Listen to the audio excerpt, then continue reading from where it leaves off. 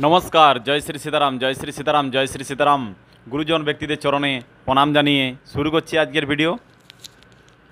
আজকের ভিডিওতে আমি আপনাদেরকে দেখাবো যে সঞ্জয় দত্ত, ফিল্ম স্টার সঞ্জয় দত্ত গুরুজির সঙ্গে পদযাত্রাতে ছিল।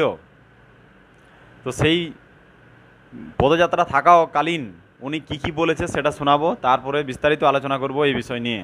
চলুন আগে শুনে নেওয়া যাক संजय दत्त की बोले छे एवं गुरुजियों की बोले छे। ये जो यात्रा हुई है एक बहुत बड़ा मैसेज है जो गुरुजी ने किया है। ये मेरे भाई हैं और इनके लिए मैं कहीं पे भी खड़ा हो सकता हूँ, खड़ा होऊंगा।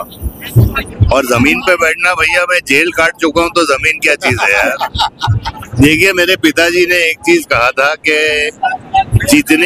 जितना भी पेड़ ऊंचा रहे, अगर फल आए उसमें तो पेड़ को झुकना ही चाहिए। तो वो सीख से मैं यहाँ आया हूँ। तो ऐसा कोई नहीं कि मैं स्टार हूँ या संजय दत्त हूँ, लेकिन मैं यहाँ का आदमी हूँ, जमीन का। ये मेरे ही लोग हैं, गुरुजी मेरे गुरु हैं। ये हमने सीखा भैया। यही इस देश की नई क्रांति हो रही है। इस देश में ना तो कोई बड़ा है ना छोटा, और ये उन लोगों के लिए शिक्षा है जो लोग बड़ा स्टारडम पाने के बाद, बड़ी यश कीर्ति पाने के बाद उन लोगों को नहीं जानते पूछते जिन्होंने उन्हें बड़ा बनाया। इसलिए संजू बाबा को अक्सर बहुत से लोग बोलते हैं कि इसलिए वो बड़े हैं कि एक आम आदमी उनके बगल में बैठा।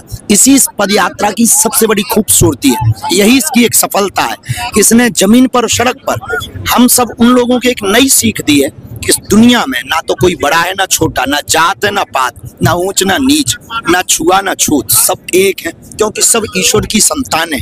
जब ईश्वर ने ही अलग अलग नहीं भेजा, वरना वो ठप्पा लगा के भेजता कि ये जो है अंगड़ा है, ये पिछड़ा है, ये ऊंच है, ये नीच है। ईश्वर ने इंसान बना के भेजा। हम लोग भी सब एक हैं। ये हमारे भ्राता भी हैं, परिवार के सदस्य भी हैं, आत्मीय भाव भी है, और धाम के प्रति, बालाजी के प्रति, तो इस भारत के प्रति इनकी जो निष्ठा है वो अद्भुत है भैया की, जिन्हें लोग संजू बाबा कहते हैं। तो निश्चित रूप से हम तो अपने आप को बहुत सुरक्षित महसूस करते हैं। हमें जब लगने लगता है कि हम असुरक्षित हैं, तब हम भैया को याद कर लेते हैं तो हम सुरक्षित हो जाते हैं। तो আপনারা শুনলেন যে গুরুজি কি বললেন, সঞ্জয় দত্ত কি বললেন। কথা হচ্ছে যে সঞ্জয় দত্ত এত বড় একটা ফিল্ম স্টার হয়েও সাধারণ মানুষদের সঙ্গে এবং আমার গুরুজির সঙ্গে পদযাত্রা করছেন, এর থেকে আর বড় বিষয় কি হতে পারে। তো গুরুজি যে সবসময় বলে থাকে যে এই পদযাত্রার ম্যান হচ্ছে হিন্দু একতা, এবং হিন্দুদেরকে ভাই ভাই মতো থাকতে বলছে, মিলেমিশে ভাই ভাইয়ের মতো থাকতে বলছে। যে এই মানে এই জাতি ও জাতি এরকম যেন কাউকে কোনো নজরে না দেখে, সবাই যেন ভাই ভাইয়ের মতো একতা থাকে। এই জন্যই গুরুজির বিশেষ পদযাত্রা। তো সঞ্জয় দত্ত যে কথা বললেন আপনারা তো শুনলেন সব কিছু। তো অনেক সময় বিভিন্ন সময় দেখা যায় যারা ফিল্ম স্টার হয়, বড় বড় মানুষ হয়, তাদের কাছে কিন্তু ছোটোখাটো যারা গরিব মানুষরা, আমাদের মতো সাধারণ মানুষরা তাদের সামনে দাঁড়ানোর সুযোগ পায় না।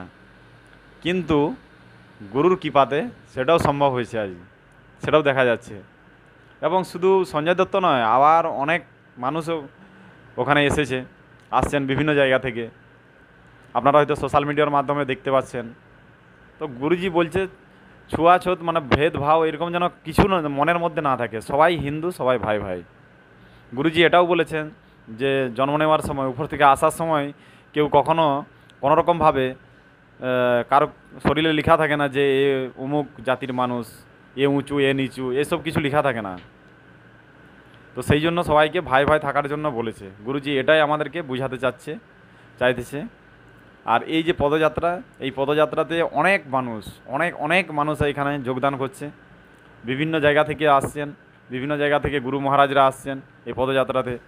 সোশ্যাল মিডিয়ার মাধ্যমে আপনারা দেখতে পাচ্ছেন, বাগেশ্বর ধাম যে ইউটিউব চ্যানেল আছে, অফিসিয়াল ইউটিউব চ্যানেল, সেই ইউটিউব চ্যানেলের মাধ্যমেও আপনারা দেখতে পাচ্ছেন, এবং বিভিন্ন নিউজ চ্যানেলের মাধ্যমেও আপনারা দেখতে পাচ্ছেন।